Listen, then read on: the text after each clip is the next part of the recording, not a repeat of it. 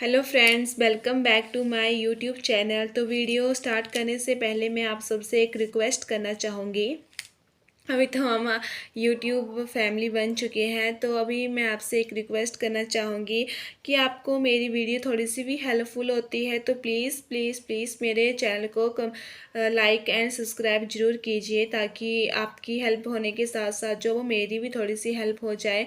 तो आपसे मेरी यही रिक्वेस्ट है कि आप मेरे चैनल को सब्सक्राइब और लाइक करना ना भूलें, साथ ही कमेंट करना भी ना भूलें। अगर आपको कहीं किसी तरह की परेशानी आ रही है, कहीं आपको वीडियो सब में कहीं प्रॉब्लम आ रही है, तो प्लीज़ कमेंट करके ज़रूर बताएं। जैसे कि पहले मुझे कुछ स्टूडेंट्स ने कमेंट करा था कि मैम आपकी जो साउंड है वो धीमी आती है, तो वैसे ही मैंने अब तो माइक यूज़ करना शुरू कर दिया है। तो प्लीज़ अभी अगर आपको कोई और परेशानी होगी तो प्लीज़ कमेंट करना ना भूलें, ठीक है। तो चलिए अभी हम वीडियो को स्टार्ट करते हैं। तो अभी हमने नॉलेज के बारे में तो जान लिया, ठीक है। जो हमारा फर्स्ट यूनिट का फर्स्ट टॉपिक था नॉलेज, ठीक है। तो नॉलेज के बारे में हमने पूरा जान लिया है, तो अभी ये नॉलेज की लास्ट वीडियो रहेगी। पहले हमने meaning, definition, type, sources and difference के बारे में जान लिया। तो हम नेचर्स एंड इसके इम्पोर्टेंस के बारे में जानेंगे, ठीक है।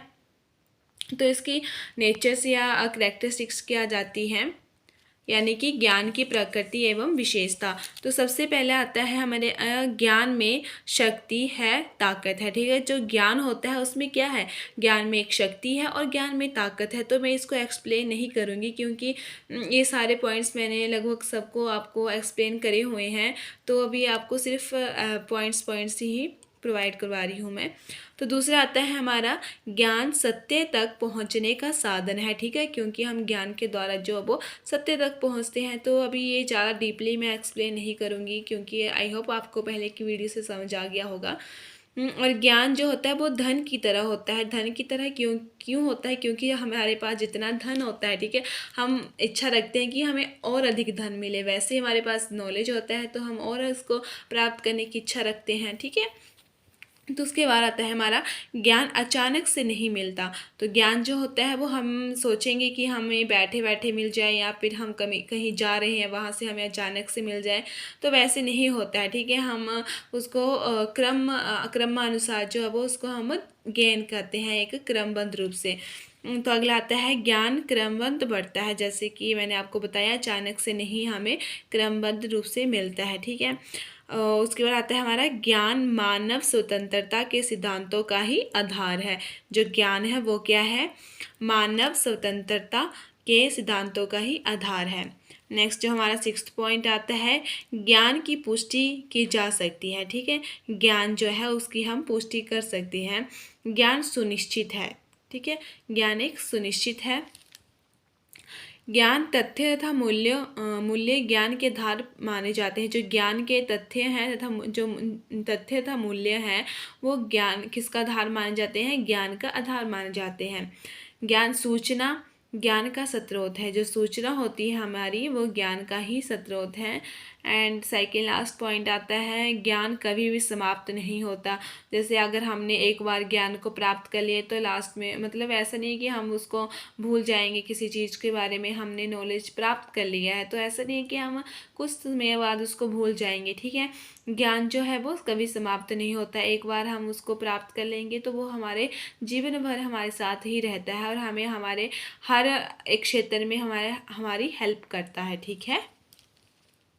और लास्ट पॉइंट आता है हमारा ज्ञान में अच्छा, ये तो हमने पहले डिस्कस कर लिया ज्ञान में शक्ति है, ठीक है। तो ये आ गया हमारे नेचर्स एंड करैक्टरिस्टिक्स, ठीक है, प्रकृति एवं विशेषता। उसके बाद आती है हमारे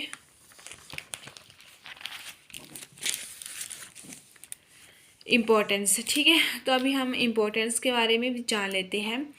तो ज्ञान के द्वारा क्या होता है, ज्ञान के द्वारा एक व्यक्ति का चरित्र निर्माण होता है। क्योंकि ज्ञान जो है वो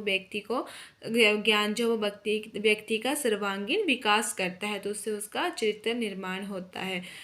ज्ञान को मनुष्य की तीसरी आंख भी कहते हैं, ठीक है। अधिक नॉलेज होगा तो, है ना। फिर उसके बाद आता है ज्ञानेंद्रियां ज्ञान प्राप्त करने का साधन है, ठीक है। हमारी ज्ञानेंद्रियों द्वारा भी हम ज्ञान को प्राप्त करते हैं। ज्ञान ही गुण है, ठीक है। जो गुण है वही ज्ञान है। ज्ञान मनुष्य को अंधकार से प्रकाश की ओर ले जाता है, ठीक है।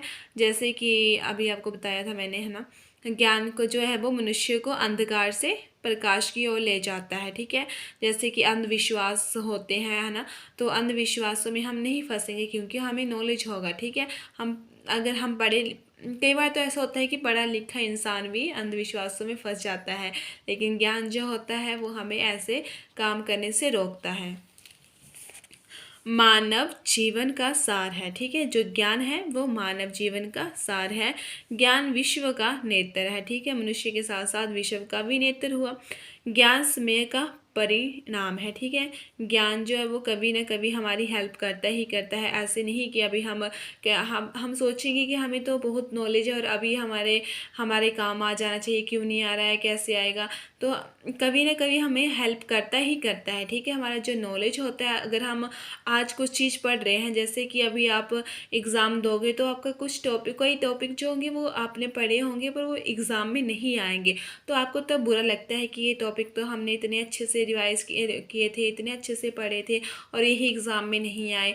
तो ऐसा ज़रूरी नहीं है कि इस एग्ज़ाम में नहीं आए तो आगे कभी वो आपके लाइफ में काम नहीं आएंगी, ठीक है।